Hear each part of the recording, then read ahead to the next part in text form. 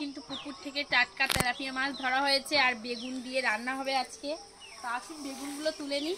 আর বাগানের টাটকা টাটকা বেগুন, পুকুরের টাটকা টাটকা মাছ খেতে কিন্তু দারুণ লাগে।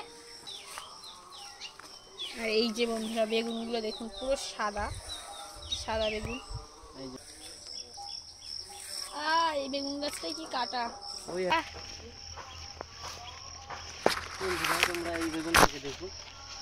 বন্ধুরা বেগুন তোলা হয়ে গেছে, এবার মাছ বেগুন সব একসাথে কেটে নেব। তো আসুন বন্ধুরা দেখুন, বেগুনে কিন্তু কোনো পোকা নেই।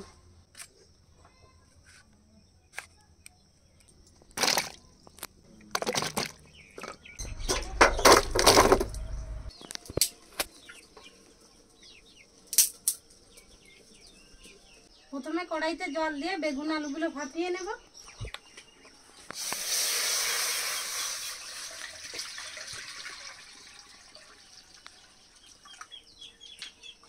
জলের মধ্যে স্বাদ মতো লবণ আর পরিমাণ মতো হলুদ দিয়ে দেব।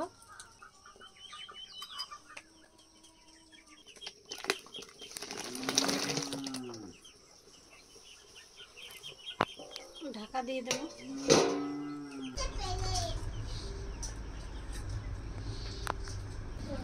মাছগুলো সব কেটে নিয়েছি, এবার ধুয়ে পরিষ্কার করে নেব। শুকনো লঙ্কা, গোলমরিচ আর জিরা একসাথে বেটে নেব।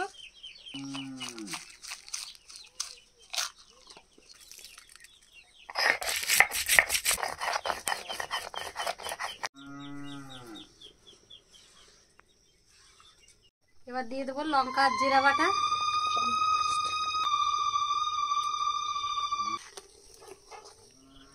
মাছে লবণ হলুদ মাখিয়ে নেব।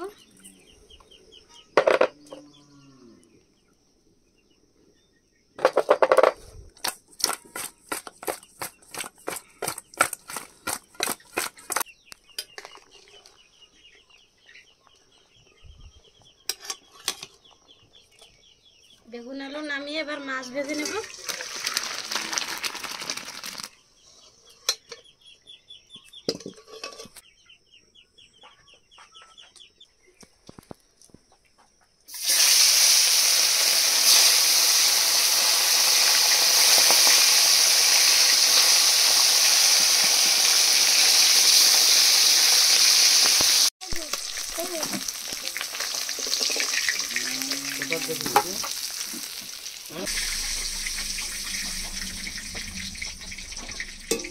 তেলের মধ্যে গোটা জিরা আর শুকনো লঙ্কা ফোড়ন দিয়ে দেবো।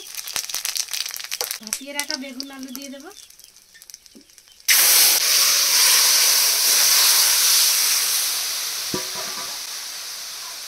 ভেজে রাখা মাছ,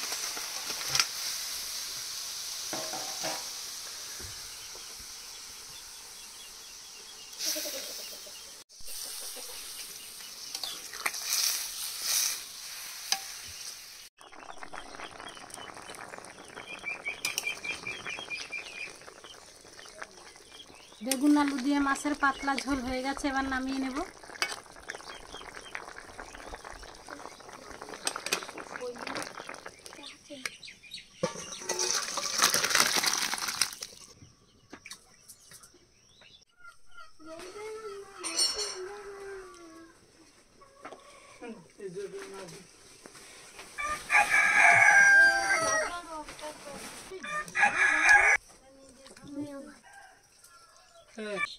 আর এই যে বন্ধুরা পুকুরের টাটকা ফ্রেশ মাছ, এই মাছ দিয়ে বেগুন রান্না হয়েছে।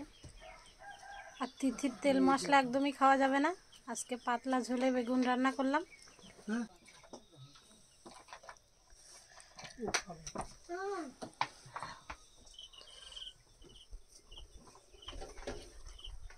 দারুণ হয়েছে। আর এরকম গরমের সময় এরকম পাতলা পাতলা খাবার খাওয়া শরীরের পক্ষে খুবই ভালো।